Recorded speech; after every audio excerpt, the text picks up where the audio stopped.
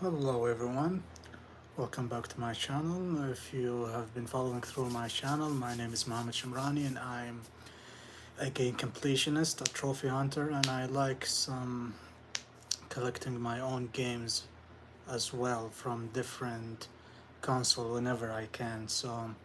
But mainly I've been focusing from the PS1 generations onward. I haven't been a cartridge collecting type of guy, so I used to have a Super Nintendo and a Nintendo 64, but I since long gave them away to a friend of mine who is more of a Nintendo fan more than I do. So yeah, getting into the subject because it's gonna be another one of those sit throughs.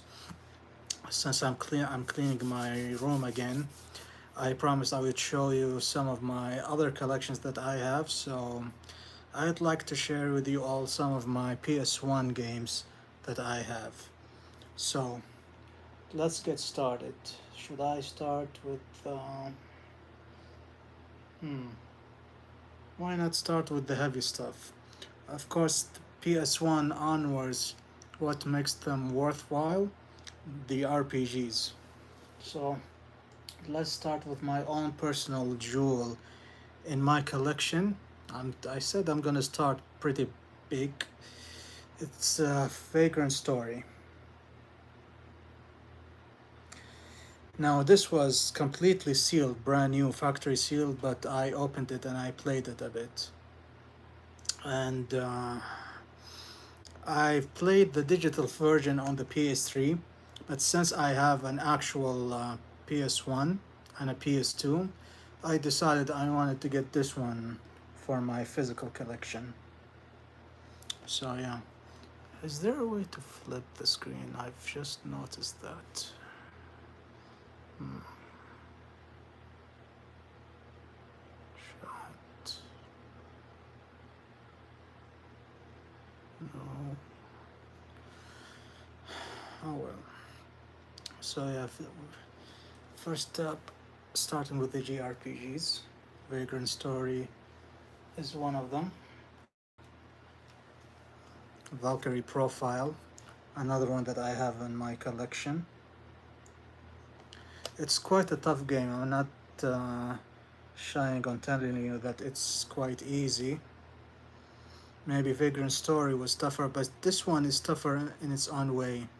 And I have to say, getting into Square Enix in the PS2 days and discovering Squaresoft and the Enix times of the companies, I think they were much more awesome in general. Like they put out such amazing hits after hits after hits, and of course until Final Fantasy VII changed the whole genre and the whole gaming scene up and down, and quite motivated a whole lot of generation. Now I have this one, but I have to be honest, I haven't played it yet. It's called Eternal Eyes. I played it for half an hour, but I haven't started playing it yet. Looks like it's one of those very hard, very classic tabletop JRPGs. I need to get into that later. Okay, I have to be careful with these jewel cases. Now here's a very beautiful game that honestly I need to get more on this series in particular, which is Breath of Fire. Now this is such a very beautiful game. Like it's one of those old art style type of games that it's so charming that you love to. Even the gameplay of this one is quite awesome. But it's the only one that I've played so far. I haven't played any of the other ones yet, so I need to get more into Breath of Fire.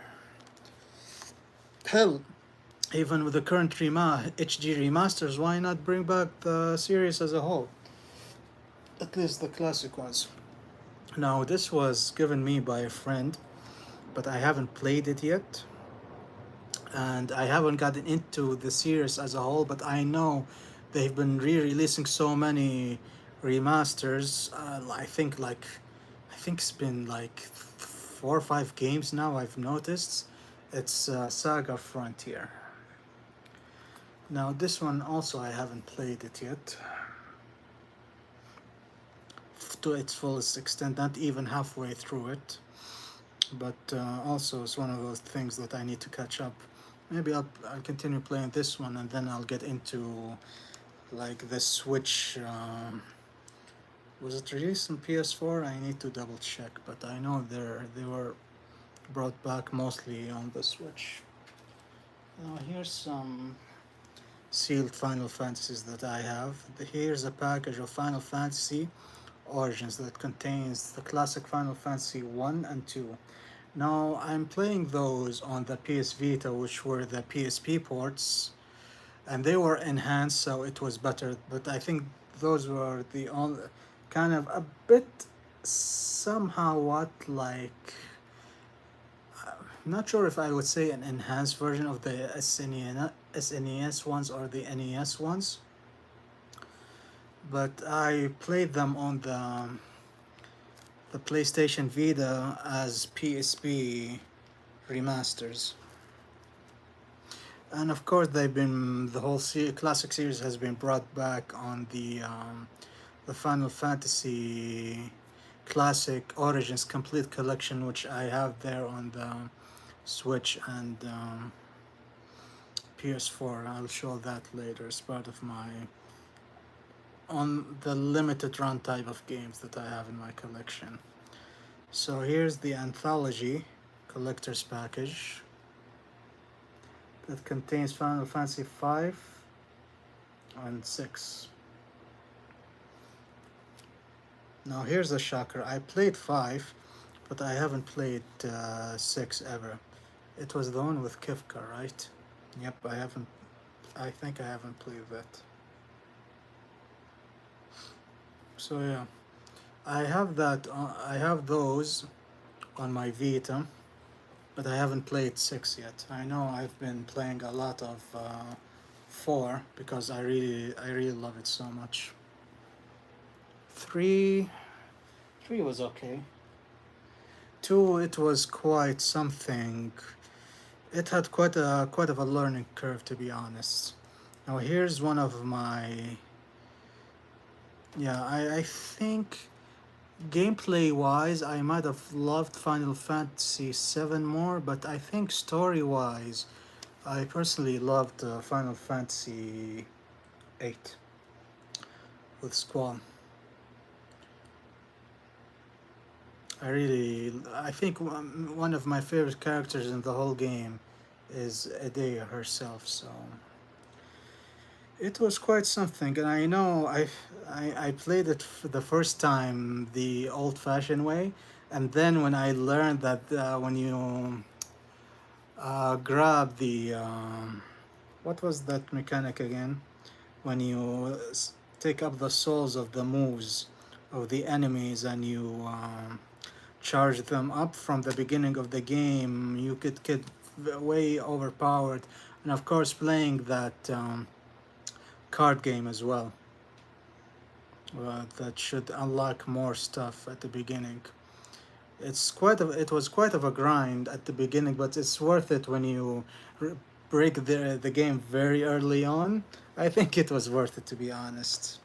I know I have it also on PS4, but I haven't played it yet because one of these days, hopefully, I will do a live stream trying to platinum that as well. Now, here's like something, if it isn't as charming with its flaws as Final Fantasy 7, by flaws, I mean maybe the graphics looks quite blocky, even though I don't care if it looks bad. It's good. I love the PS1, the backgrounds, how they detailed it, like Final Fantasies, Resident Evils, which Klonoa was a good one as well. And what am I missing? Although you know those type of backgrounds, pre-rendered backgrounds that really gives it like a cinematic feel. I think they're still awesome, in my opinion. But what I'm talking about here is Final Fantasy IX, and I think they're saying that they're gonna bring it in the remake scene very soon. Even though I think Square Enix or the current director denied it, but I think it's happening. I mean, why not keep the ball rolling? Surprise, maybe I think nine is much more lovable overall than eight. Even though I like eight for its, I wouldn't say it's as a seven was a very complicated story with Sephiroth, Cloud, and everything when you try to dig up, and also the hidden secrets in between the worlds and the side quests. Like it's a really bigger game than what it should be. And don't start me with the Golden Saucer theme park. By the way, I do have the remake and its sequels on my PS4, but I haven't touched them yet because I want to do a live stream of them later. So yeah, look forward for that. If you really want me to see play them, please give me a shout out in the comments of this video, and I will play them and do a live stream. So yeah, Final Fantasy 9 is really quite something unique in a whole experience. Gameplay, I like 7. Character and game character and hmm, gameplay between 7 and 8. At least 7 is a very pure turn-based RPG, but 8 with the Gilf, was it the Gilf system? I forgot what the system is called. It's been a while. But when I discovered that you could rush the game, not rush the game, but break the game from the early stages by doing that, and with the card game, I prefer that Final Fantasy because you can kick the game's ass early on. Now I played Chrono Trigger back when I had the Super Nintendo, though I don't have it anymore because I gave it to a friend who really wanted it. So I have Chrono Cross. Now, I don't know why people were shitting on this game for a couple of years back, and I think they did a remaster of it recently. I need to pick it up since while I'm on the topic. Was it only on Switch though? I think it was brought back on the Switch currently. I need to double check. But yeah, it was a very fun game. I loved it. Honestly, I loved it. Even with its flaws, with its combat or way of playing it, it was a different experience at least. Maybe people had so they had so their hopes so high through the moon because of the Chrono Trigger, and this is a big departure. So maybe that's why they were disappointed. Now, when I got into the Xenoblade series from the Wii, then 3DS, then the Wii U, and now on the Switch, and maybe, of course, they will do a new game on the Switch too eventually. Even though I'm not too big on the Switch too currently, I still have games on the Switch that I need to play as well. So what I like to mention right now is Xenogears. Now here's one hell of a game, like through story, cutscenes, and gameplay. It truly took me by surprise. When did I get this? During the pandemic. I wanted to play something that I haven't played before. Now I do have Xenosaga on PS2. I'll show those later. But yeah, this game is also something that needs to be. I don't know. Is it possible that they could remake this or remaster it? Because I'm not sure. Because the people who did the Xenosaga and now Xenoblade Chronicles, will it ever be remaked? I'm not sure, but I surely, hopefully, one day it gets more appreciation. And here's a series that I truly want them to remaster or remake at this point, even though there's an indie game that's doing like how do they say it? What's that word I'm thinking about? Ah, yes, a spiritual successor. I'm talking about Parasite Eve. Now, this. Okay, even though I really love classic Resident Evil with the tank controls, and I have to say, when I played this again recently after a very long time, it does controls quite on the heavy side. I mean, I still play good with the Resident Evils on the PS1 with the tank controls. But Parasite Eve, I think it's quite. Don't hate me on this. I really love this game, but I think it's has been showing its age now. I mean, but I still really do love the combat. Yeah, it's one of those games that I really love the pre-cinematic backgrounds, just like Resident Evil. Uh, Now, I think I haven't finished the Chrysler building yet, because I do know that when I played this, I played it the first time, the second time, and then I knew about the weapons, not disarmament, but the weapons breakdown, so you can get some parts and enhance another weapons. And I think one of the suggestions in this game was the AK with burst shots and everything. It's been a while, but yeah, I haven't completed the Chrysler building yet. I need to get back on it later. But yes, I loved the second game, though I don't have it physically. I have it digitally on my PS3 through the PlayStation Store officially, of course. The third birthday, I have it on my PlayStation Vita as a PSP game, also officially from the PS Store. But to be honest, I'm not sure did Square Enix intentionally kill the franchise with the third birthday. I mean, hmm, it it gave me a sour taste. But personally, for me, the best of the Parasite Eves was the second one, because everything from the controls, the gameplay, the action, the movement, firing with the weapons and everything. But this one, I take it as an RPG Resident Evil game in a very unique way. And I think the spiritual successor that's been done by the indie developer. What's it called? Parasite. What?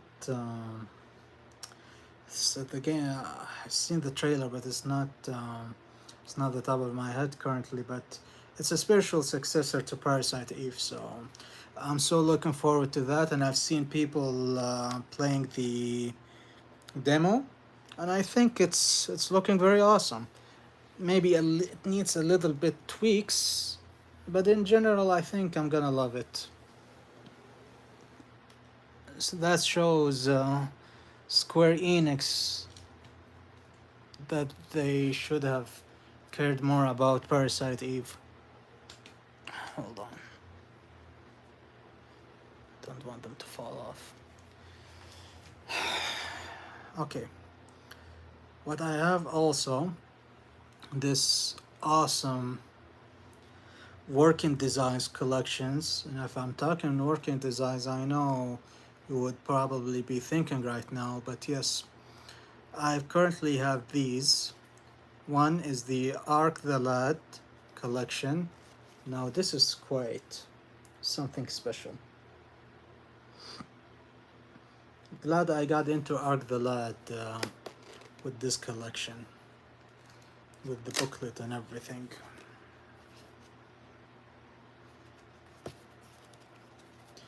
I have the ones on PS2, but I haven't played them yet, to be honest. But if Lunar got a remastered currently with both games on PlayStation 4 and Switch, I'm surprised why they haven't done Arc the Lad yet. Maybe sometime soon they will do it. And I really hope it's gonna be real soon. Speaking about Lunar, because speaking of the devil, here I have Lunar 2 complete. Also another awesome collection.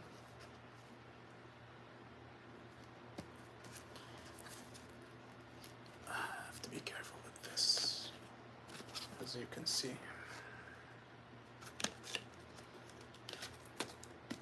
And I have the puppet up there in the bookcase. And here's Silver Star Story, Lunar, complete. Now, I got into Lunar first on the PSP, the Silver Star. I would say that was, of course, a remake, an enhancement remake on the PSP, but ever since I loved it so much, I hunted down until I was able to get these as well. So, yeah.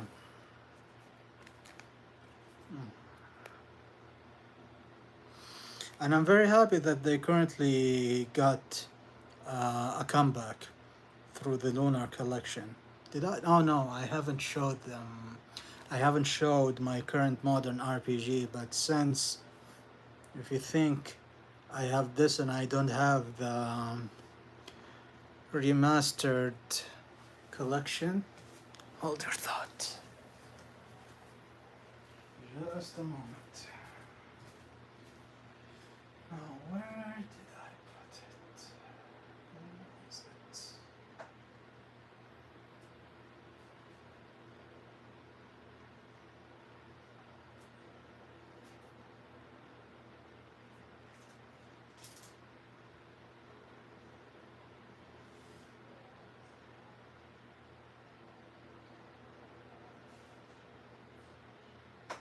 Bear with me, folks.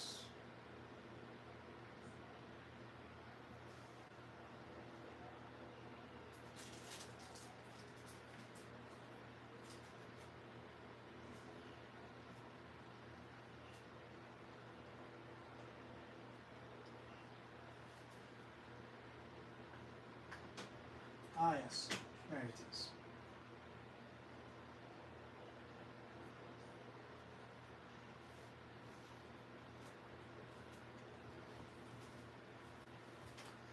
So yeah, like I said, even though I haven't played them yet, here, with the disc loose inside, I should open it. Here's the Lunar collection. And why not stop there? Let's say this is a sneak peek for my later collection that I have as part of the RPGs that I have. I have the Grandia HD collection, limited run. I'm so happy that they released this, Suikoden 1 and 2, and they should bring back the series more. And here's, I picked something up out of curiosity because I don't know, I got captivated by its art style, to be honest. And it's this game, Stories from Seoul, or SOL. So yeah. So don't think I got those Lunar collections. Silver Star, Eternal Blue, without caring on getting the remastered HD collection. So those RPGs are gonna be shown on a later time. I just wanted to show that I really care about Lunar. Okay, let me get those back.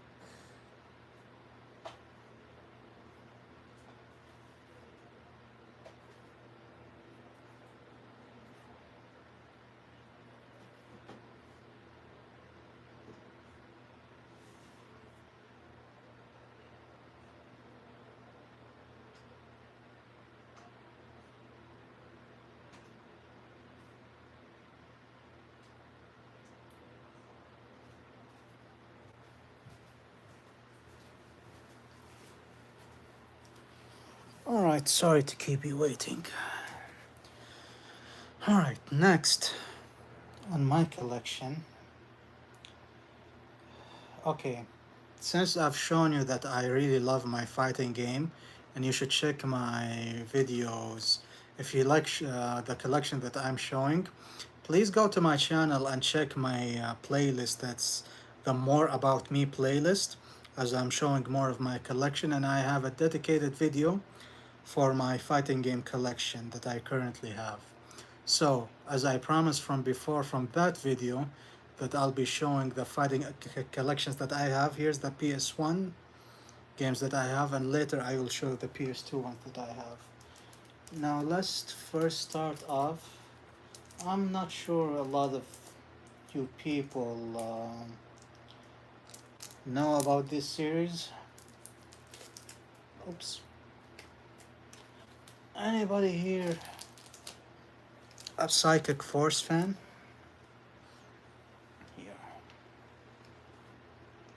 Here's the PAL version, the one that I played it when I was a kid. This game by Taito. I think before they went under, and I think Acclaim as well. Now this series has been dead for a very long time. It was during the arcades, the PS1 and the Dreamcast era. It's basically like, this is I think the first game ever that plays like a 3D flying Dragon Ball Z type of game. I think they did it first, and I was really captivated by it. And my favorite character is Sonya in this game. Here's the second game, Sealed. Sealed because I'm playing the digital one on my PS3. So who's Sonya, my favorite character? This fine lady right here. She has electrical powers just like Lam Invader. Who's Lam Invader? You really had me to show it. Who's Lam Invader? Lam Invader is one of my favorite characters of all time. From Urusei Yatsura. So yeah. I prefer the classic Lam over the new Lam, but yeah.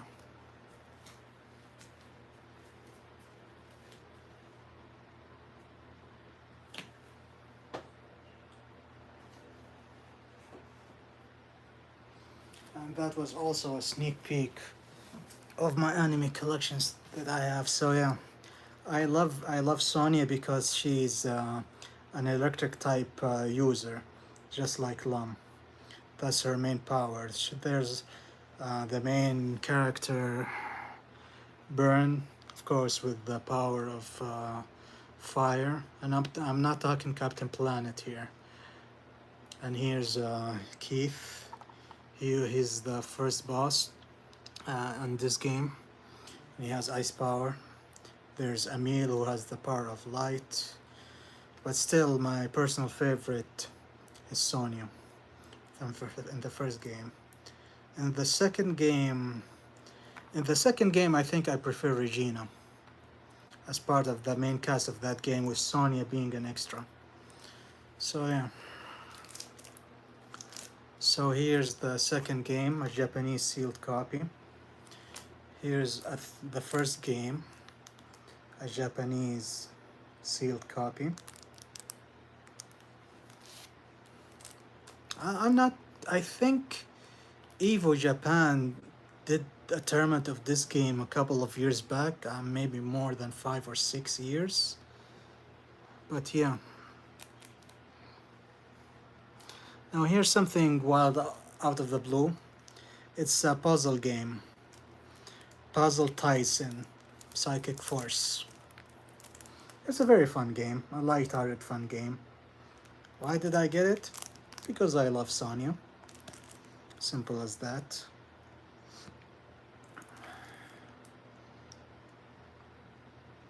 It plays like Puzzle Bobble.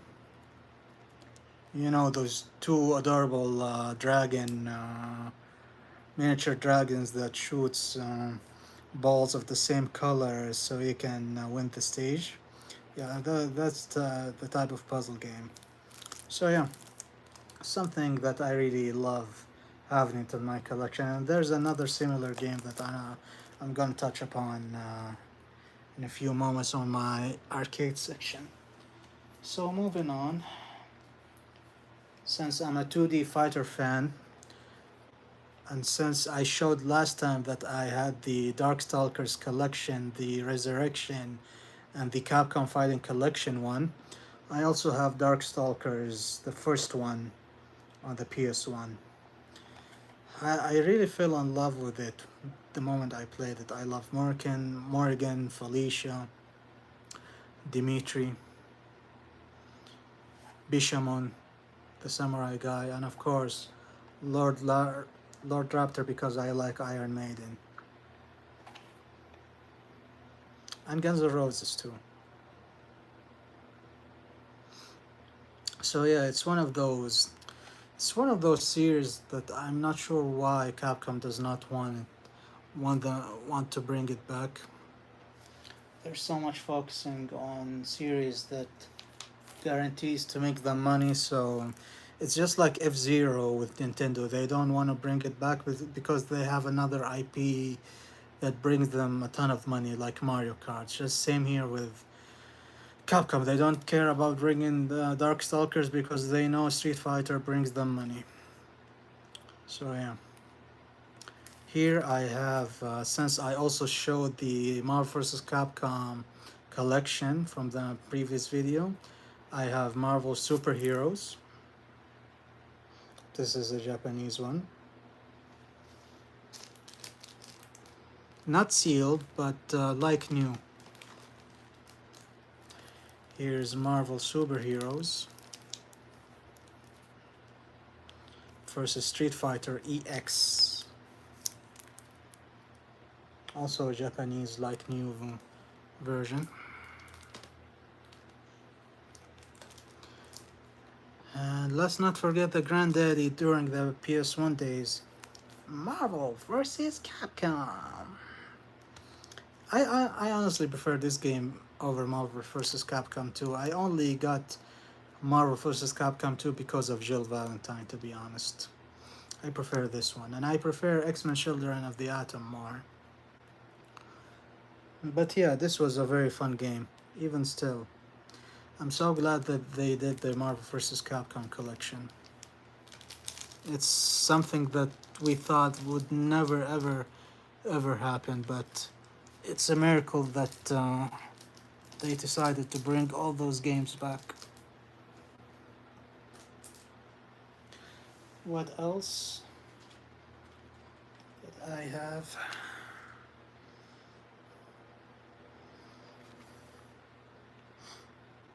I forgot what's the person. Gear Fighter Dendo. Yeah. This is more like a fighter beat 'em up type of ordeal with mecha robots and everything. It's been a long time since I played it. But yeah.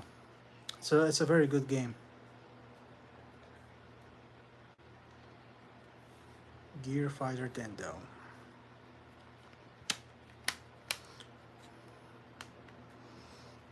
So yeah, I highly recommend this game, to be honest. It's really good. I haven't played it in a long time though. I should fire it up. Okay, let's get more. Here's the first Tekken. Of course, we're talking about Tekken, so I don't need to explain too much, do I? Even though at least Harada has left Bandai Namco by the end of last year, sadly. So I don't know what will happen with Tekken now. He didn't finish the story, and I'm afraid that they will reboot the story now. For sure, they will reboot the story. So Tekken 1, It's one of those early fighting games that it handles very heavy, like the movement, and when you try to get up, when you fully land on the ground, it feels very heavy. I got it for nostalgia, just to complete my collection. It's not bad, but it's shown its age. What's the first Tekken that I've ever played in my life? I still love it until now. Tekken 2. Tekken 2 is my first ever Tekken that I've ever played during the PS1 days when I was a kid. And I was much more of a Street Fighter 2D fighter fan, and I still am. But it's thanks to Tekken that I became also caring about 3D fighters as well. And it's from this series that Nina became my main girl character that I love. And June Kazama, I think she's the strongest character in this game. Like, her combo is so deadly and gracefully beautiful, I might add. So whenever I fight June in this game, I think maybe I'm saying it a bit too much, but I think she's stronger than Devil Kazuya, and arguably probably the best 3D fighter on PS1. Do I have to say it? I don't have to say it because it speaks to itself. Honestly, this game is still amazing, and I'm glad they currently brought it back as the deluxe or premium classic catalog on the PlayStation. They should have added a game like Tekken 1 and Tekken 2, well, at least Tekken 2, but they also should have released Tekken 3 day one with the service.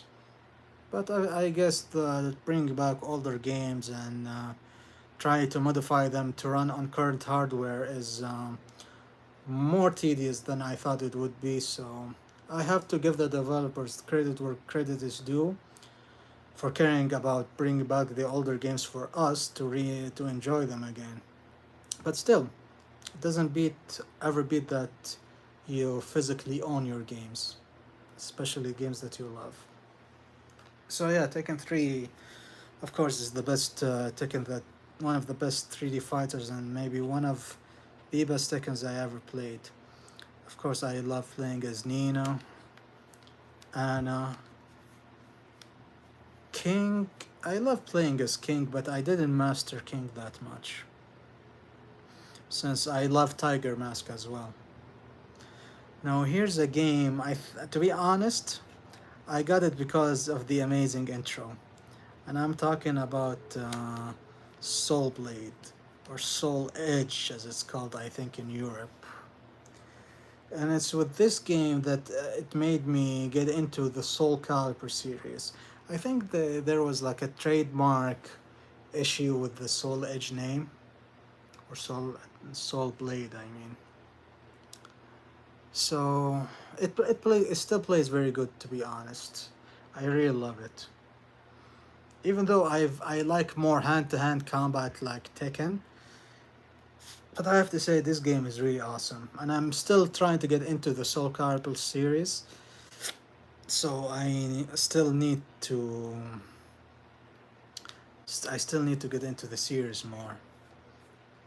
So I haven't played more than Soul Edge, Soul Calibur 2. I have Soul Calibur 4. 5, I haven't played it yet. It's sealed, so yeah, I need to work on those as well. Here's Star Gladiator, Episode 1 for the PS1.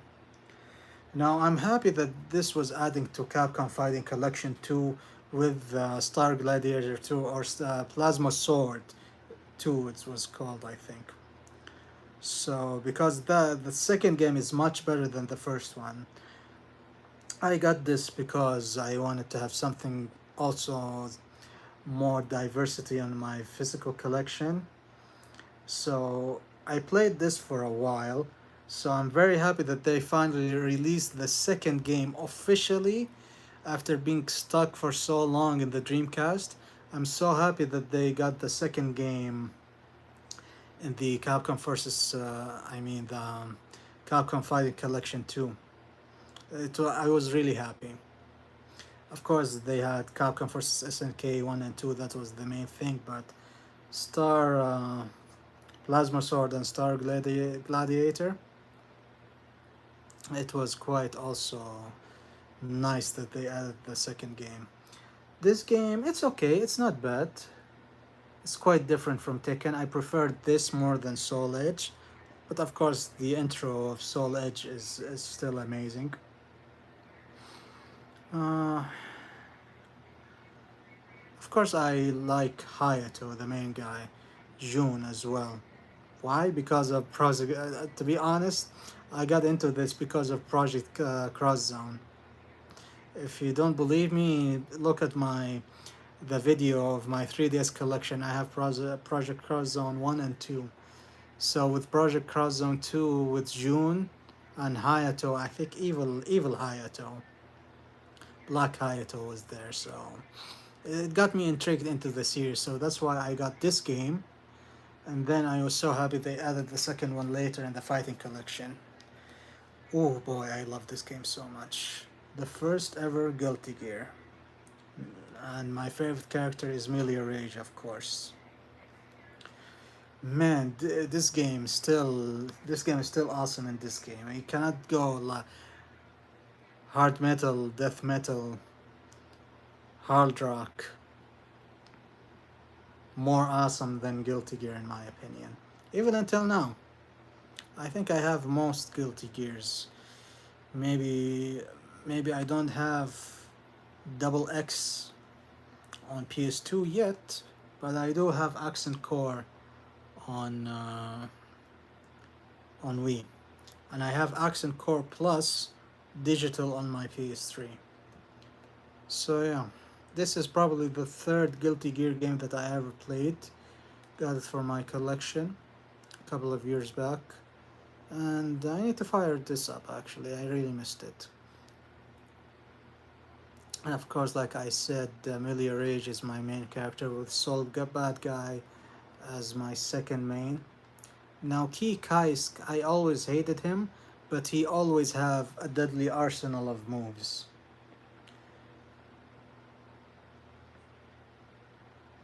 So yeah, and I think they brought this back officially in the PlayStation Store, so it's a worth pick, to be honest. I should pick it up. I haven't picked up those digital ones yet, but one of these days I will, because I'm currently trying to platinum Dragon Ball Fighters, and I platinumed KOF 15 PS4 version, and now I'm almost done platinum in KOF 15 PS5 version, so I can finally play Fatal Fury City of the Wolves, so I can get the platinum on that. Now it's quite simple, it's not really that much, but here's Dragon Ball Z Ultimate Battle 22. Now this one, it plays like those Dragon Ball Z games from the Sega Genesis. It's almost like that, but in a more sub 3D-ish design for the PS1. It plays like those Genesis Dragon Ball Z games. It's okay. It's short. Like it's like you pick it for probably 20 minutes of gameplay fun. But it's not like something like if I put in Tekken 3 or Street Fighter Alpha 3 or Guilty Gear, you'd see me playing those for an hour and a half. So this game, honestly, it's not that bad if you're a Dragon Ball fan. But there are better games than this one. I just honestly, I just got it because it was very cheap a couple of years back. I said, what the hell? Let me have fun with it. Awesome cover though, with Goku. And of course, a couple of years back we lost Akira Toriyama, which was really sad. But yeah, it's a lot of our beloved Japanese directors have passed on. We've got Akira Toriyama, the director for Berserk, the director of Yu-Gi-Oh. Not sure about the director of One Piece.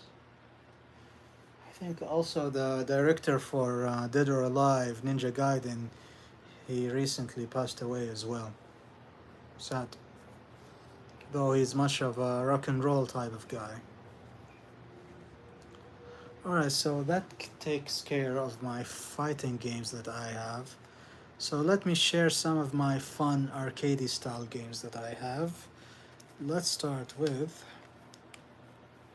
I would say this is a beat 'em up, but it's one of the best beat 'em ups I ever played. Is Jackie Chan Stuntmaster. Why hasn't this game been brought back? I mean, if they bring this back in the classic section on the PlayStation, man, I would pick it up day one. It's so good, it's so fun, it's Jackie Chan at his best. You'll never have a dull moment. You'll need to get used with the controls a bit, but it plays fast. It plays really direct. I mean, the action is still amazing with this one. So yeah, I really hope one day this game gets brought back. I love it so much.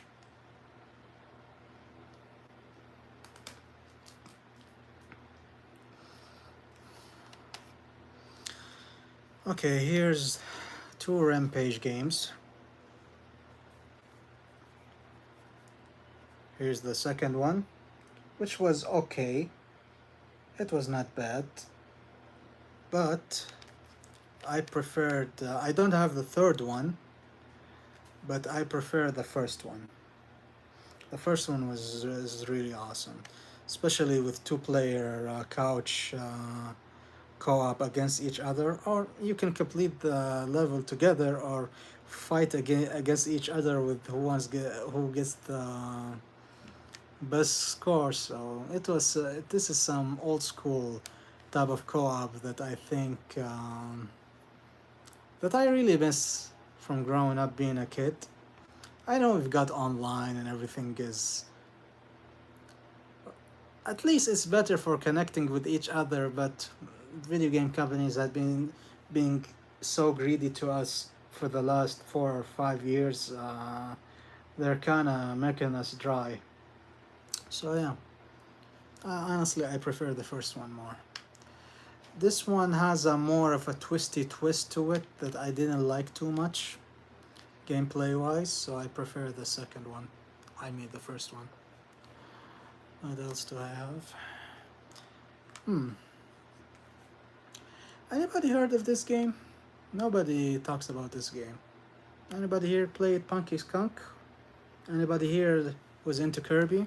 Of course, probably most of you like Kirby, so it is kind of more than the same 2D aspect as Kirby, and it's made by Jellico. This is basically a very classic 2D platformer, playing as a,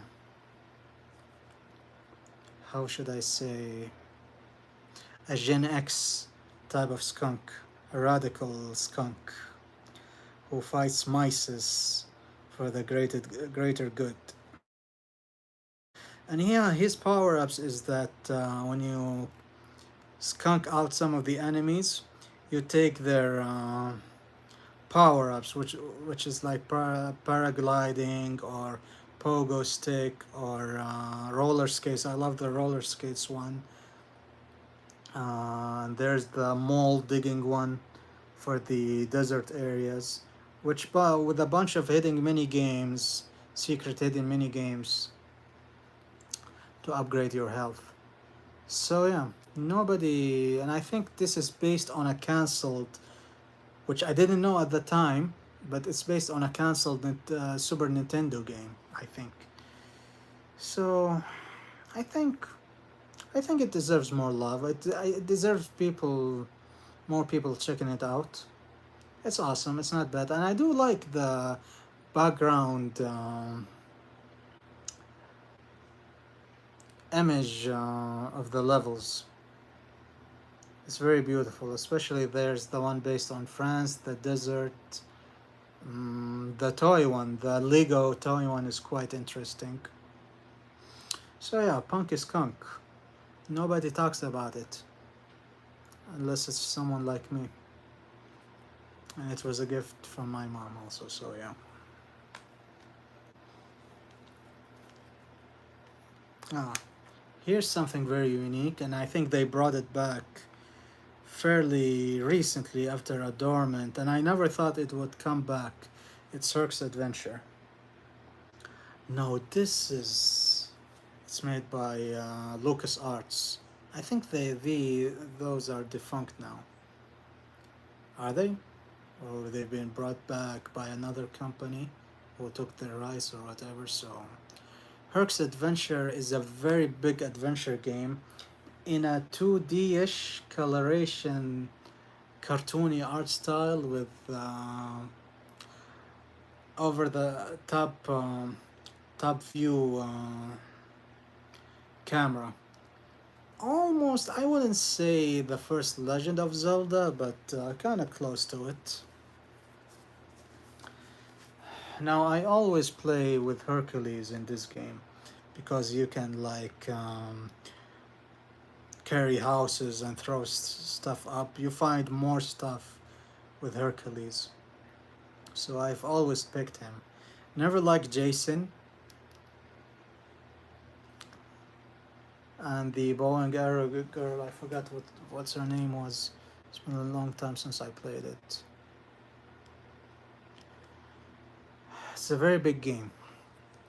Like from it takes through most areas of Greece, trying to do errands from those Greece gods and whatever. And I prefer the Amazonia level and the desert level with the UFOs. That was quite funny. And even the hell level was quite something. Ooh, the dungeon with the Minotaur boss. I think that's the best area in the game. It really spooked me out when I was a kid. One of these days I'll play the HD. Is it? It's not an HD remaster, but it's like the port that they've been adding in the PlayStation Classics. One of these days I'll play and do a live stream for this game. It's been a very long time since I played this, so but I do remember some of the areas and side quests with Zeus, Athena, Dionysus. Here's Crash Bash. For a party game, it's really quite awesome, and for a completionist, it's quite can be quite unfair at times if you want to get the relics, the gems, and everything. If you want to try to 100% this game, it gets really tough at the end, especially some of the tank levels, some of the medieval game levels at the very end. It's sometimes the play when you try to get the other collectibles, some of the main rules of the games gets changed and more challenging, so I have to say it's still quite something. Can be quite tough if you want to 100% it. Haven't played it in a long time though. Now here's something I like to play it from time to time. The Buster Brothers collection. This one. It's really awesome. I'm not sure if it's still available on the PlayStation 3 store. Maybe the Japanese one. I think they still have it, if I'm not mistaken. I'm not sure about the American one because they removed a lot of the digital storefront. But this one was available digitally, officially in the PlayStation Store. So it has Super Buster Brothers, and Buster Buddies, which is the third one. So yeah, I preferred the Super one, which was originally on the Super Nintendo. So that's how I got into the series, and it's one of my father's most favorite fun games that he likes to play still, with Pac-Man and Top Gear on the Super Nintendo. That's awesome. And I think they recently brought it back. It's called the Top Racer Collection, and I think it has Top Gear 2, and Top Gear 3000. And those are digital as of now, and I really wish for a physical. I'm not sure about limited run if they're gonna do it, but I wish it got an official physical release. But I think it's gonna be handled by companies like limited run, which is quite concerning, since I've also been buying from limited run. Alright, let's go with the vehicular action games that I have. Let's start with the Grand Theft Auto PS1 Collector's Edition. This bad boy, which has Grand Theft Auto 2, and Mission Packs 1 London 1969. 3 discs. It's the classic Grand Theft Auto. I remember playing Grand Theft Auto for the first time with Doom and Commander and Conquer Red Alert when I was at school, when I was in elementary. So I love Doom 2, and I love Grand Theft Auto, the first one. And I've become a Grand Theft Auto fan ever since. And of course, now I think Grand Theft Auto 6 has been delayed to next year. Yeah, I think it's been delayed to next year with the problems that they're facing on the European branch for some employees with who went quite solo, I should say, trying to do a union or stuff, whichever the story that I read about it. So quite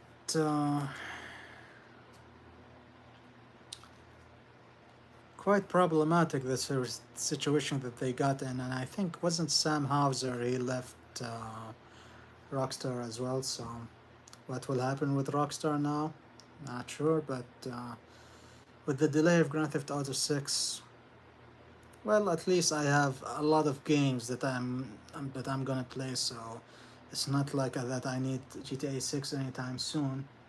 So yeah, so this collection is awesome.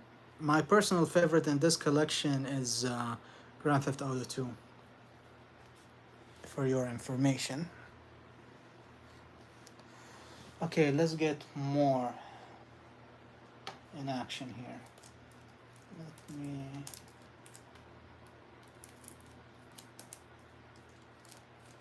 put those on the side a bit.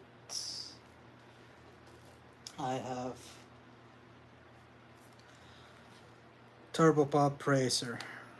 It's one of those Formula boat racing type of games. It handles quite finicky at first, but you get the hang of it. It's really fun. How? Why did I get this game? Because I've loved it from the demo disc. So I decided I wanted to get the this game. And at some point it has been dirt cheap. I think it's still dirt cheap. I remember I got this for less than $5, and I think that was like 3 or 4 years ago. But yeah, it's fun. I have the one race that I really hate is one of the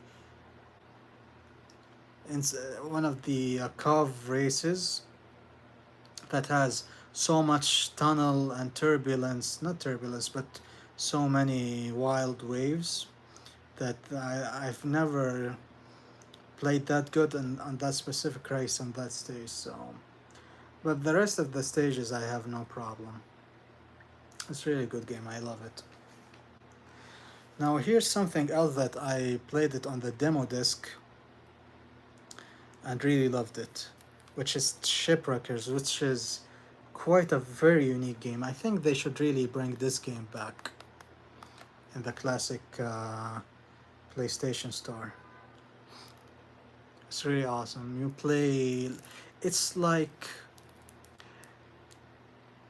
it's a puzzle maze type of game where you control a pirate ship and you try to find your way out of the levels with fighting against other pirate ships, traps, or whatever. It's really awesome. I highly recommend this game. If you want to have a different kind of fun, this is the game that you pick up.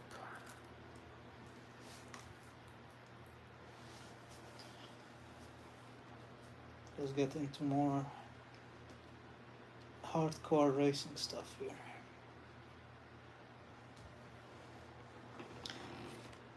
Here's Need for Speed High Stakes. Now I don't have the previous one, Hot Pursuit, the one with the Lamborghini, yellow Lamborghini Diablo at the cover. But this game is still really good. I really love it. I really love the tournament type of racing in this game, where you start with the roadsters, with the SLK and the Z3, and then you go to the Camaro, Pontiac, and M5, and I think there is the M5 Jaguar and Aston, and then you get to the Ferrari, Porsche, and Lamborghini, and at the end you get to the F1 McLaren and Mercedes CLK GTR. It's really good. I really love this game. And of course, what's a good Need for Speed game without the cops and robbers aspect to it? So it's a really awesome game. I kind of wish they could bring it back.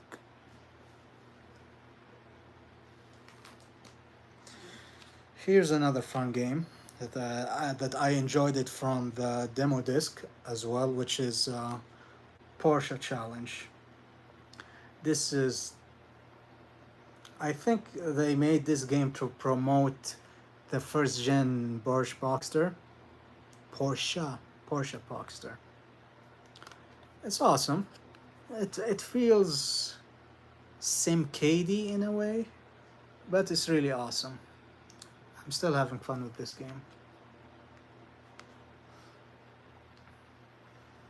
And especially when you get very good at it, then you fight I should say, the boss of this game with the black Boxster with the helmet on. And that's the time when you know that you're almost at the very end of the game. I think that there is the normal and mirror tracks. It might not be a very long game, but it can be very challenging to do everything, complete everything. Now, a personal favorite of mine, gosh, I haven't played this in a while. Of course, how can you have a PS1 without Driver 1 and Driver 2? Okay, Driver 1 is, I think, to me, one of the greatest games on the PS1. We're talking about the Miami stages. Oh boy, the San Francisco stages. Los Angeles was short, uninspiring, but New York, oof. Wow, the New York missions was quite something, especially with the President's Run. The final mission, oh boy, that was one hell of a final mission. So overall, Driver 1 is super awesome. It's like, you're playing one of those 90s to 80s, those crazy action car chasing movies. We're talking about, no pun intended, Driver. That was a movie that I discovered later. And we've got also Bullet with Steve McQueen. What else? Blues Brothers. yeah, if you're into those type of movies, you have to get into Driver 1 and 2 on the PS1. And I really wish they could bring this back on the PlayStation Store. Now, as for Driver 2, okay, so Driver 1 is the gameplay is so awesome. And it still is. With its flaws, it still is, to be honest. Oh boy, when you play survival mode on both games, oh boy. Can't get crazy than that. Excuse me. So, Driver 2, they made more of a story, more of a cinematic movie experience. Missions were challenging. I always thought that the chases with Jericho, both in Chicago and Havana, were quite something. His AI is still quite smart, in my opinion. He could outsmart you without you feeling it. I personally prefer the first driver. Second driver is not that bad, though. Okay, you can get out the car and get into another car. That's a big improvement. Don't get me started on driver 3. I have driver 3, but I'll talk about it later, but less on it the better, to be honest. What else should I say about driver 2? Chicago missions were awesome. Havana missions were awesome. What was the third? Las Vegas. Las Vegas. Las Vegas. That's. I hated the Las Vegas map on this game. I didn't like it. Same thing with LA in the first game. I didn't like it. I'm not sure why. But also, just like New York, Rio de Janeiro, I think it was a very good, challenging levels and missions. The final mission when you chase the fat guy in the helicopter it was quite challenging. So yeah, can't recommend enough. You get both Driver 1 and 2 on the PS1. It's so worth it. And of course, you have to save the best for last. We're talking about the PS1 here. So of course, it would be a crime if I don't mention Gran Turismo 1 and 2. Now, sadly, I lost faith in Gran Turismo ever since Gran Turismo Sport, and I said fuck it to the series and fuck. Who's the fucking director of the series? I hated him. I hate him so much now. I forgot his name. Motherfucker, I hate him so much now.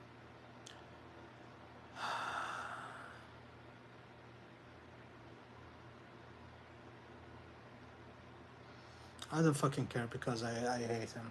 Because I lost faith in Gran Turismo. So yeah, here's Gran Turismo. The first game. And the second game. Now, of course, I have Gran Turismo 3 and I have Gran Turismo 4. And I have Gran Turismo 5 and Gran Turismo 6. But ever since Gran Turismo Sport, I'm not sure about Gran Turismo 7. Maybe it's better than Sport because it plays like the classic Gran Turismo games, but I think Gran Turismo Sport left me in a very bad.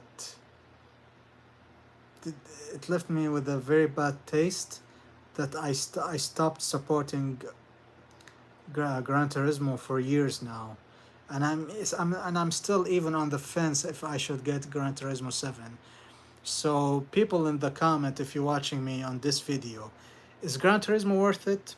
Because like I said, I do have Gran Turismo 1 and 2, and I play Gran Turismo 3 and 4 and 5 and 6, and I fucking hated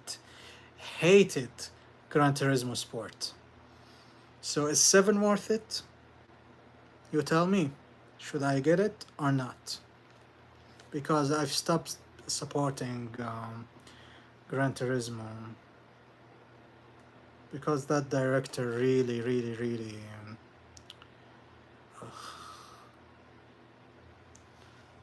I hate him so much I forgot his name.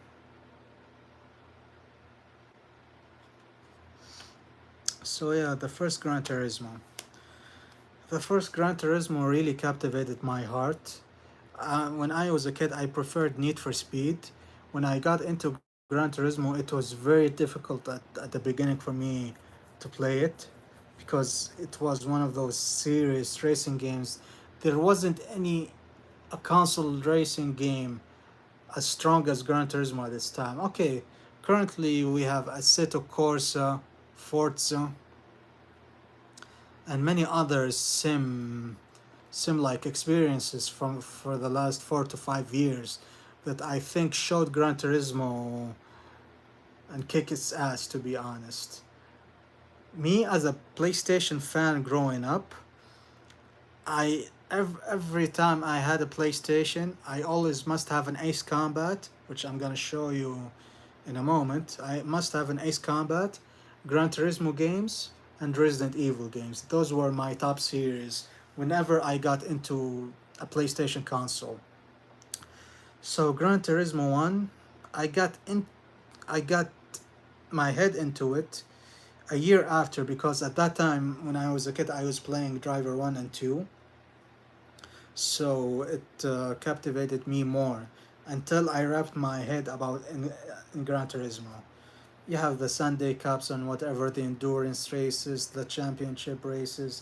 It's a simple game by today's standard, but back then it blowed everything out of the water.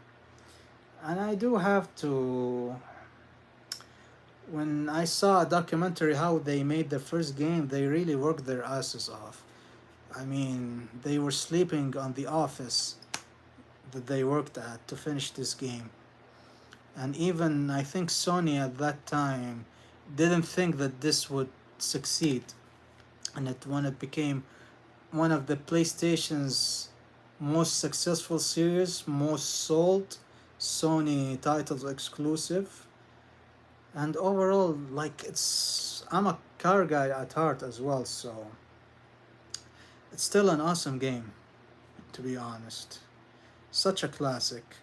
And I don't think they could bring them back again because of the car licenses and stuff. And there's some cars in the two games that manufacturers has been shut down or no longer available. So maybe that's why they cannot bring those old games back.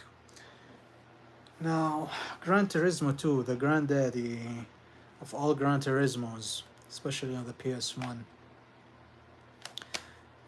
You cannot get into bigger and more badass sequel like Gran Turismo 2 or in other cases Resident Evil 2 as well. So many more challenges, so many good added cars to it. I think there was the specific skyline that if you get it early at the game, you can crush the most of the game with it. I forgot what's the name of that skyline. It's white and red with white body kit skyline. I forgot the name of that skyline, so bear with me. But I'm even happy that they added rally for the first time in this game. It was tough when I was playing it as a kid, but when I got into this, especially with the rally, then I got into V Rally and Colin McRae, which he passed away long time ago. And the Dirt series was an homage to the Colin McRae series of rally games during the PS1 era. So yeah, if you have one spot with either Gran Turismo 1 or 2, if you need just one, I would consider 2, to be honest. So many cars, and there's like the club challenges, the manufacturer challenges. Like this game, if you want 100, even 100%ing, that's a long stretch. I mean, it's even harder in Gran Turismo 3 and 4, especially in 4. Oh my god. The challenges on 4 was, especially that final Mercedes one, with the SLR in the Nürburgring. Oh God, I hated that. I hated that challenge, and I still do.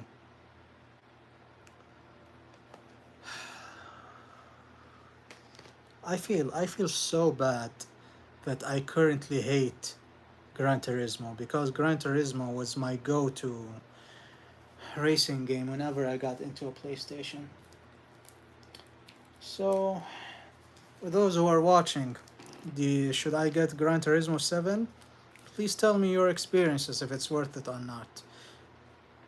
So, let me get into my personal favorite series, which is the Ace Combat series. Now, they just announced finally the eighth game in the series.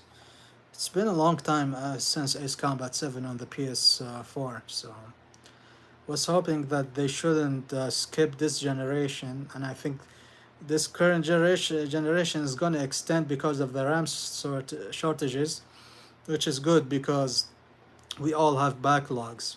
So let's focus on our backlogs until the next generation, whenever the fuck they come around.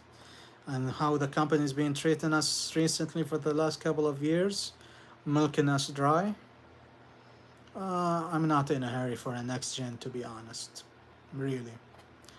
So, yeah, here's the first Ace Combat game, and it's the big jewel case one.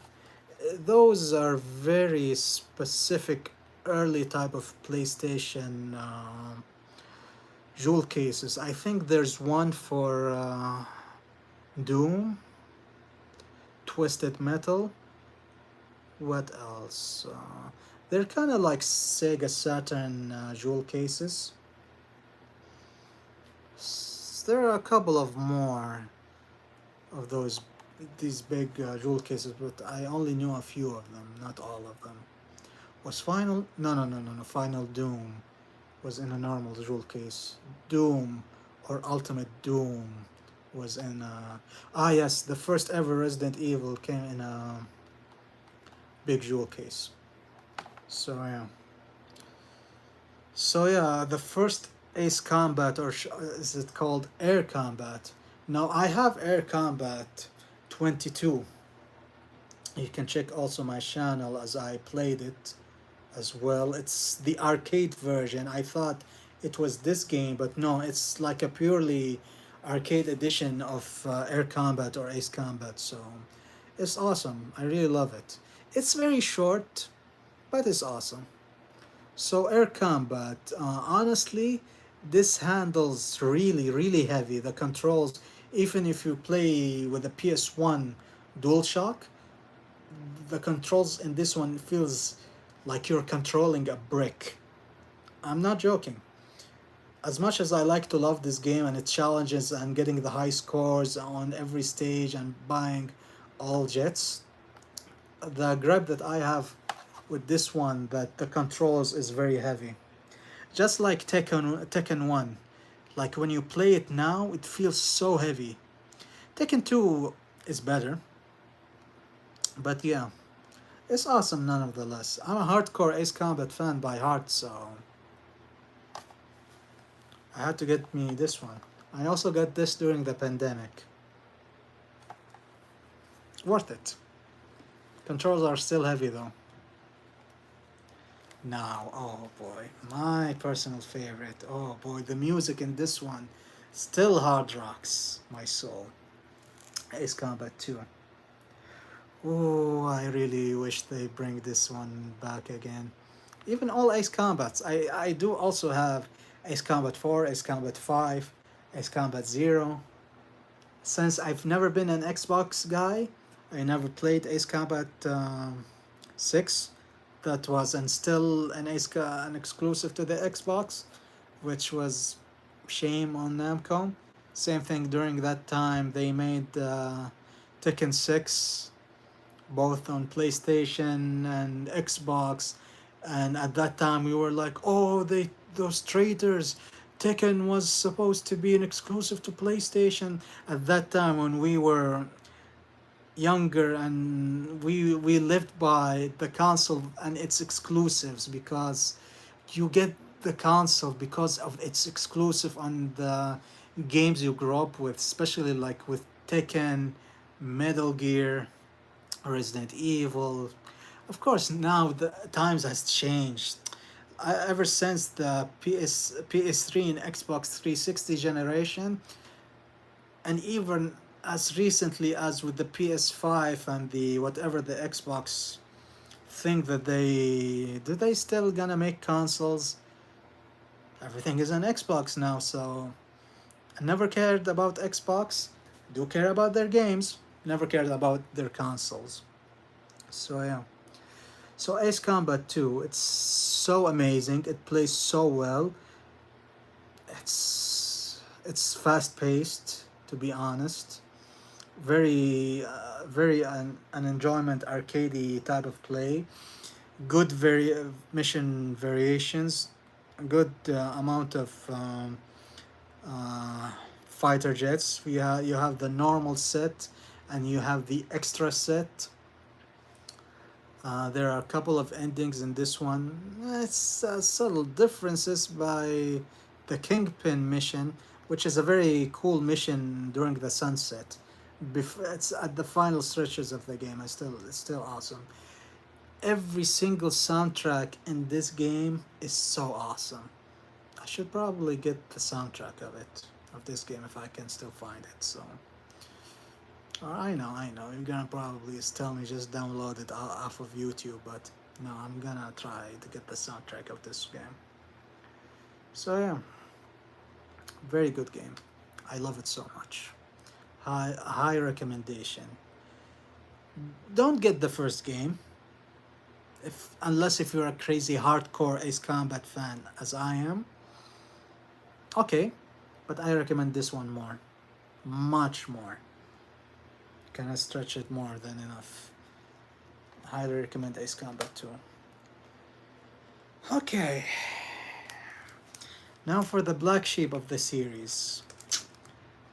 If we're talking about the North American version, Ace Combat 3 Electrosphere. I'm gonna get in. Just bear with me. I'm gonna get into it. Just bear with me. I'm not an Ace Combat fan for nothing. So yeah, now Ace Combat 3. Comparing to the second game, I prefer the second game. But this game, the control feels a bit different. They trying to more get more into a sim type of control.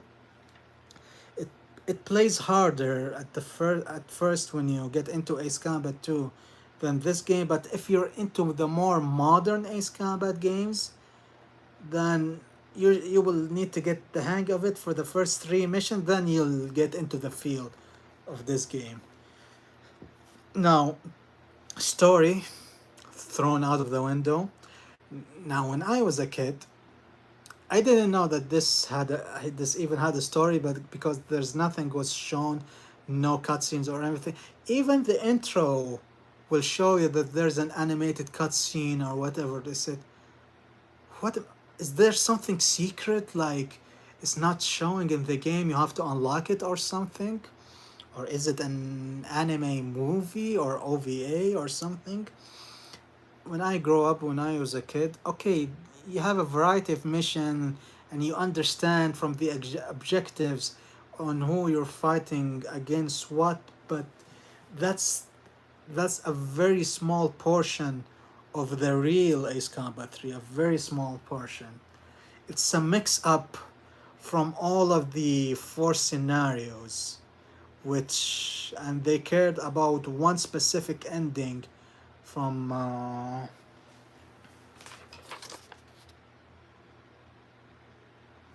yeah, I'll get into that. A specific ending from out of the four or five endings in the game. So it's a fun game regardless if you have like an American or a European PlayStation 1 or 2. But if you really want to go the extra mile and you want to have the true experience of Ace Combat 3, it's not bad. You can have fun with it, to be honest. It's not really that bad, but comparing to this, the real Japanese Ace Combat 3, it's not a day or night difference. It's a difference between Saturn and the moon. It's really that big of a difference. I mean, you'll show the characters that are represented in this game, the story, the confrontations, which side you decide to go against, UPEO or the General Resource, Neocom, or the Ouroboros. I don't want to say a specific word, but there's a specific path on how you conquer this whole game, because you can switch sides in this game. The story is this game was done dirty. When did I play this for the first time? During the pandemic. I decided that I want to get into the true Ace Combat 3. You must play this. If you want to get into Ace Combat, especially Ace Combat 3, you must play the actual and the true Japanese version of Ace Combat 3.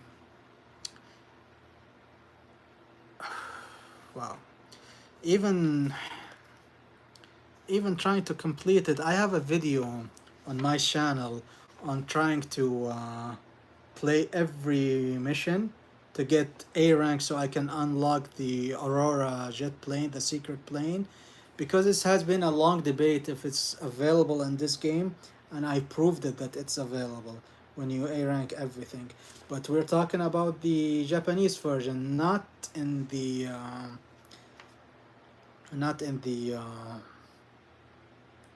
American and European version.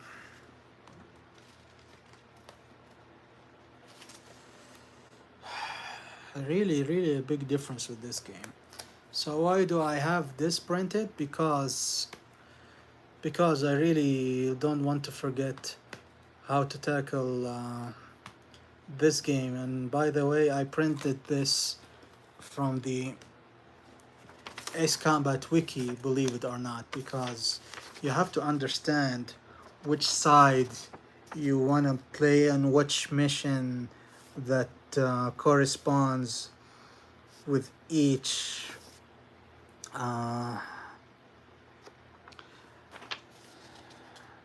organization that you want to continue the story with. Completionist wise, wow, this game really took me. There are a lot of missions that are not available in the American, or I should say the international version of Ace Combat 3. So,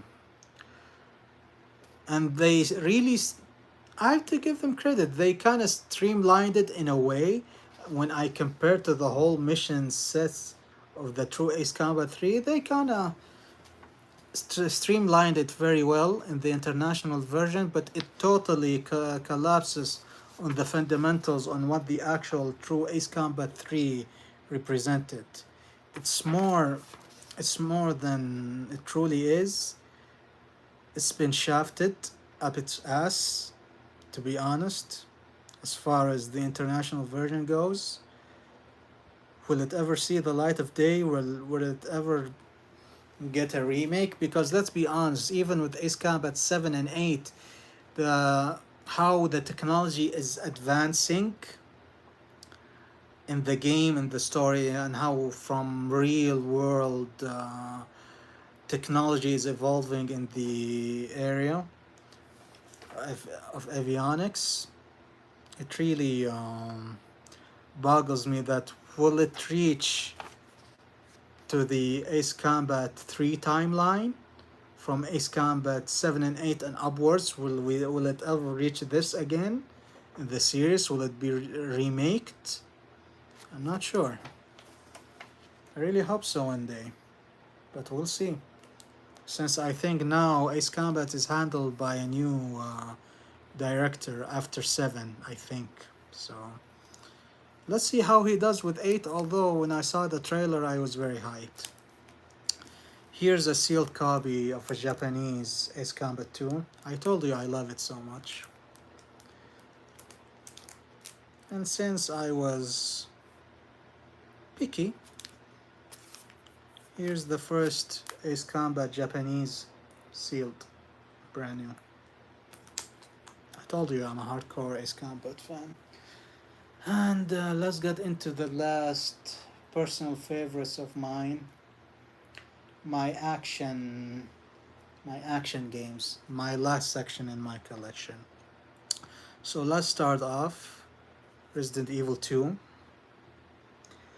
Okay, so on the PlayStation, Resident Evil 3 is my favorite. PS2, okay, it's undoubtedly it's Resident Evil 4 overall, but I prefer personally Code Veronica. And sadly, it's been showing its age now. I love it so much, but it's showing its age. It's really high time for it that they do a remake. And there's rumors that they're doing a remake of Code Veronica and Zero. Zero is still okay. I love it. I still wish that it could play with online co-op. That would be the best Resident Evil yet. Besides the Outbreak series, I'll show you in my PS2 collection later. So, Resident Evil 2. Remake 2 is one of the best Resident Evils currently. I haven't played Remake 4 yet, even though I have it. I haven't played it yet. I need to catch up and play it soon before Requiem comes out. So, yeah. Resident Evil 2, what more do you want me to say? Probably one of the best Resident Evils in the system, but my personal favorite is Resident Evil 3, and this is brand new, factory sealed. Maybe a tear, but it's factory sealed. Because I have it on PlayStation 3 digital, I have it on GameCube, and I have it on my PS Vita as well as a digital download. So I love Jill Valentine so much. She's my favorite character.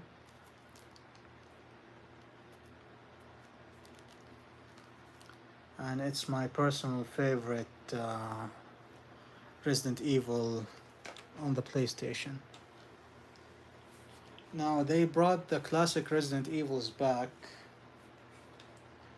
with Dino Crisis as parts of the classic collections of games for the deluxe or premium, and you can buy them solo, but it's really sad that they haven't added trophy support to those games like Resident Evil 1, 2, and 3, and Dino Crisis 1 and 2.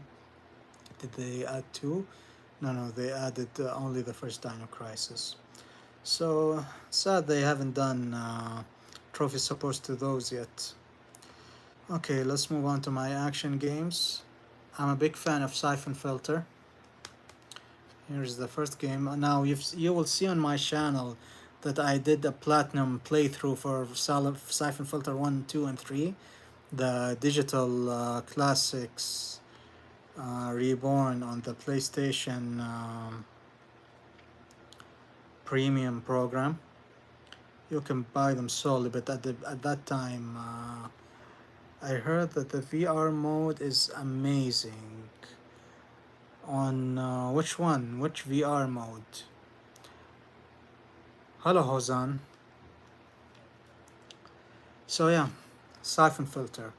Now I got into Siphon Filter before I got into Metal Gear, so yeah.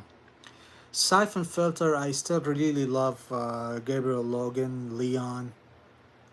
I love this game so much, especially my favorite level and my favorite music for that level as well is the Washington Park area. The music is still awesome in this one. the the backstory, the story, the characters, the conflicts that they're facing, that they discover, espionage, uh, government agencies screwing the main character, doing deadly missions to cover them up, and then he discovers that they were. Oh, I shouldn't spoil it. I shouldn't spoil it because I really, for those people who didn't get into Siphon Filter, you should really enjoy it. So it's a very good action game. Some people they say that it plays horribly now. To be, I can fire up the PS4 and PS5 version of these classic games, and I can play it just fine because I still play them. So yeah, the first game is really an awesome game. Highly recommend. Now, still until now, the best in the series, besides Omega Strain, which I also have, is Siphon Filter 2. Arguably, from my experience, it's the best in the series until now. I mean, especially I love the Moscow mission with Leon. Leon in this game and every Siphon Filter ever since, she always had the most challenging and the most amazing stealth missions. Oh boy, that's why my favorite character is Leon in the Siphon Filter series. Yeah, if Washington Park was my favorite level in the first game, the Moscow levels with Leon chasing down Gregorov was the best section for my own personal opinion in Cyber Frontier 2. Even the Colorado missions were with Gabe and Chance were very good. The New York slums ones was quite very difficult, especially the sewer one. I remember when I was a kid, I really died a lot until I got into the final stage in the roof of the parking lot. So yeah, Siphon Filter 2, you must play it. It's awesome.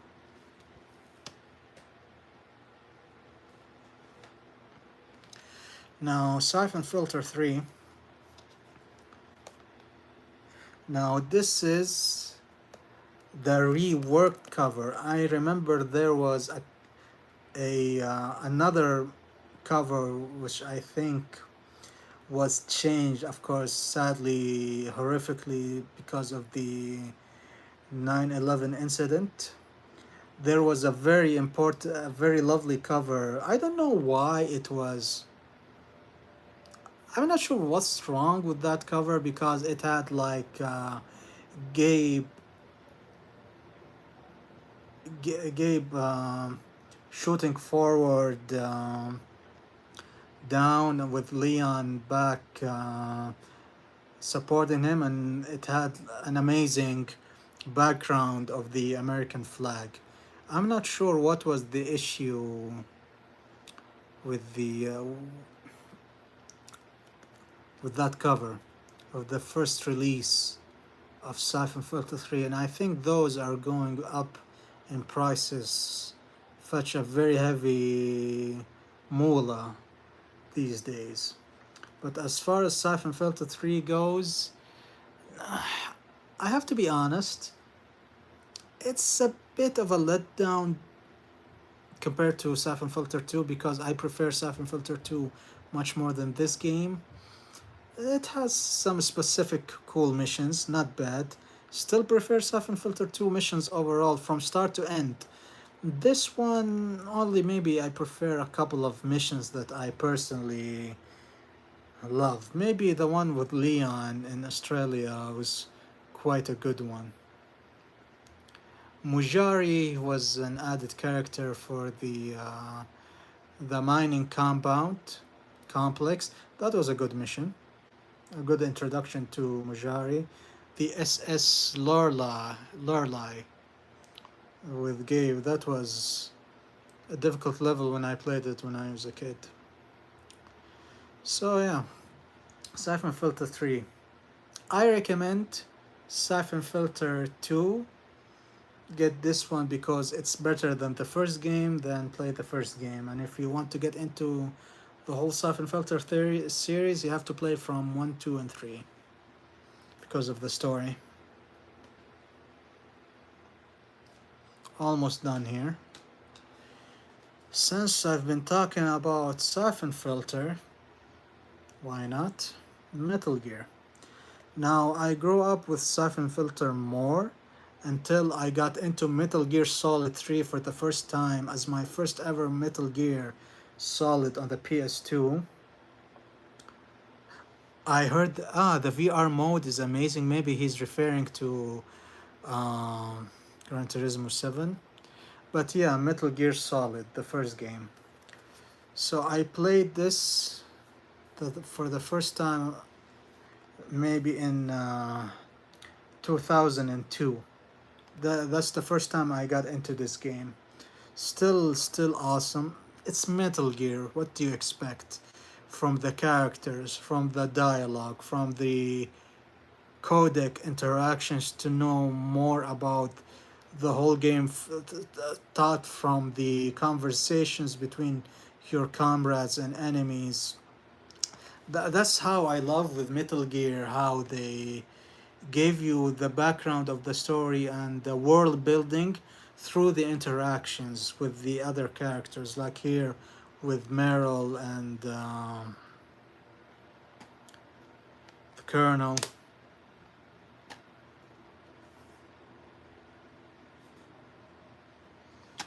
Liquid Snake in this game. Sniper Wolf, I really loved her interactions with this game. So yeah, it's Metal Gear. What else do you want me? Hello, hello, Alexander Axelander. Axelander. Huh, that's a new game that a new name that I never thought I would pronounce. So yeah, Metal Gear Solid. So I played Metal Gear Solid 3 first, then I played Sons of Liberty, then I played this. My experience with Metal Gear when I tried into the series, get into the series, was all around. But I have Metal Gear Solid Twin Snakes on the GameCube. Mm, okay, I know it plays more like Sons of Liberty, but I prefer this more. It feels more authentic to the PlayStation 1, in my opinion. It's a classic in its own right. Really, it's something. It's something, and I have the VR missions, but that's a digital only that I have on my PlayStation 3. I don't have a physical disc of it. So yeah, Metal Gear Solid is one of the most amazing action, most amazing stealth game on the. I never played Tenshu, to be honest. Never played that one, so maybe one day I play it. But Metal Gear is undoubtedly one of the best games.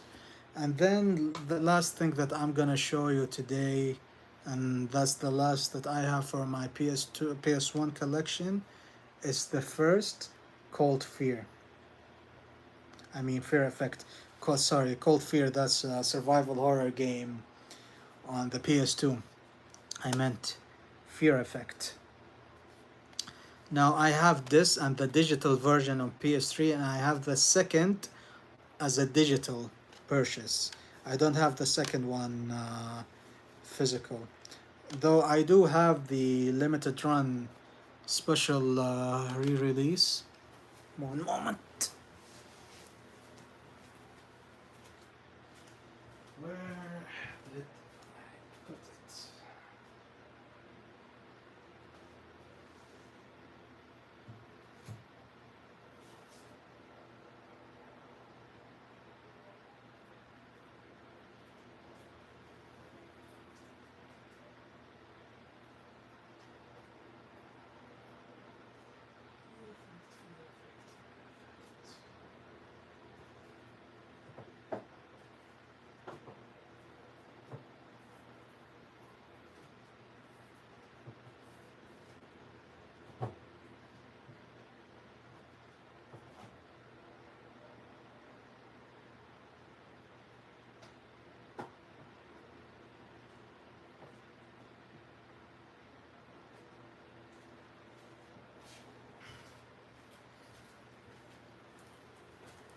Here it is.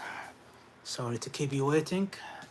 If we're talking about the classic PS1 game, here's the limited run, re-release, remaster of the first Fear Effect game. I haven't opened it yet,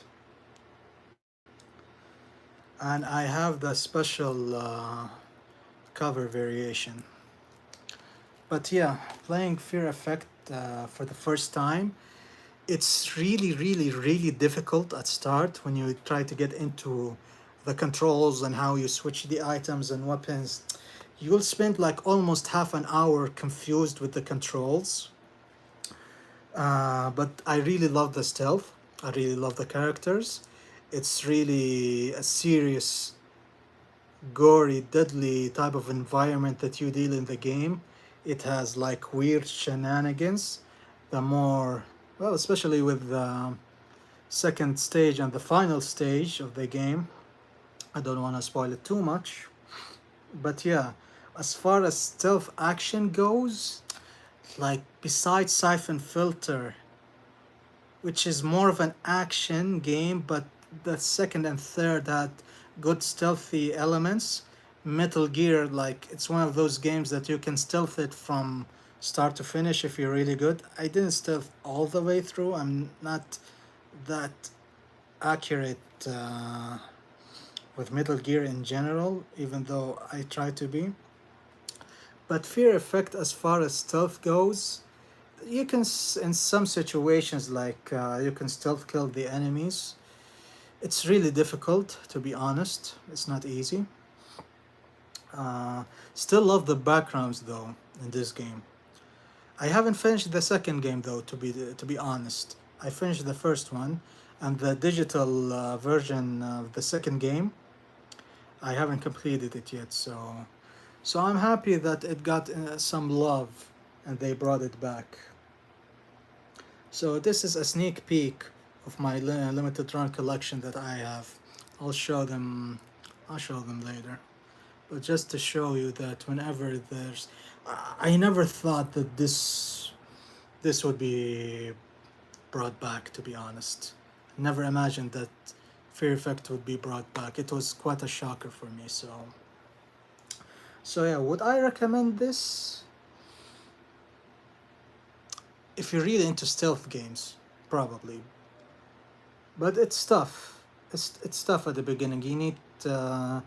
You need a little bit of a learning curve at the beginning to get into this game. And before I go, since I showed you this, I also have. Where is it?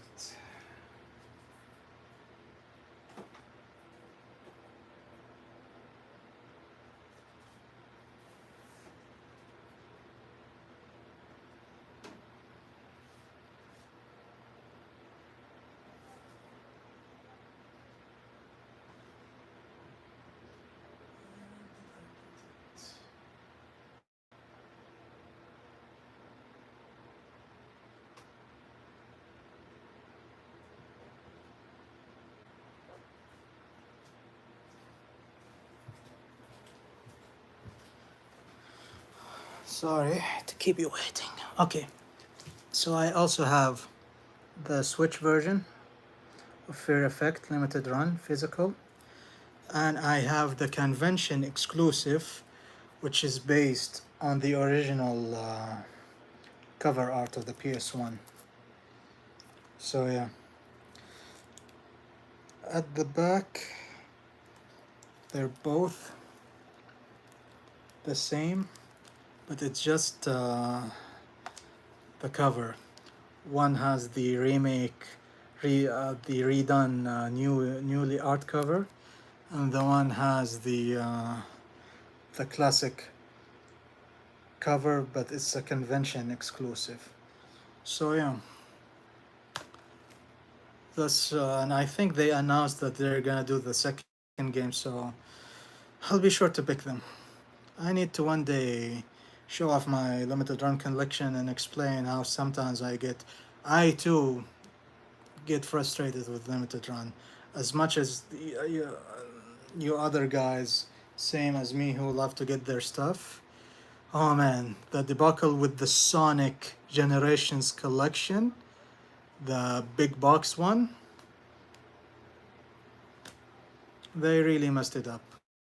I have my Dominus Castlevania collection, and they really messed up the box because it doesn't have a cutout on the side. Same thing with the original anniversary collection and the advanced collection. There is no cutout at the side, same as the other boxes. And also they messed up some of the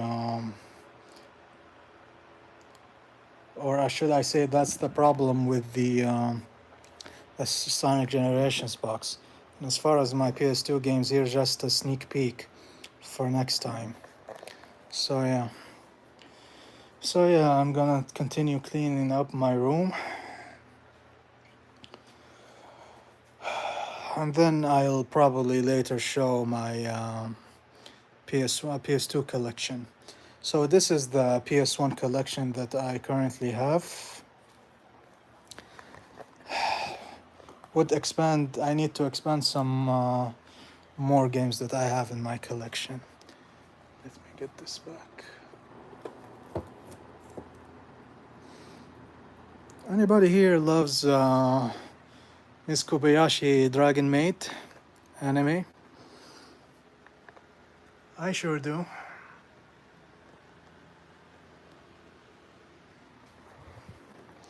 So yeah.